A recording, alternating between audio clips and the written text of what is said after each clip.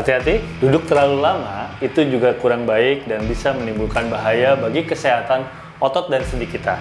Para pekerja yang mostly waktunya dihabiskan duduk di depan komputer, bekerja, pasti pernah ngerasain yang namanya tiba-tiba adanya kesemutan, adanya pembengkakan, rasa nyeri otot kaku, di bagian pergelangan kaki, kadang juga bisa sampai muncul timbul varises. Loh, itu kenapa ya?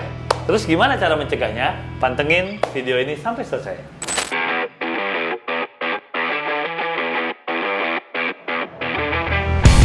Berikut ini adalah beberapa gerakan yang bisa dilakukan untuk mengurangi rasa sakit, kekakuan otot, dan juga beberapa hal terkait dengan kesehatan sendi yang pastinya untuk teman-teman yang bekerja di kantoran.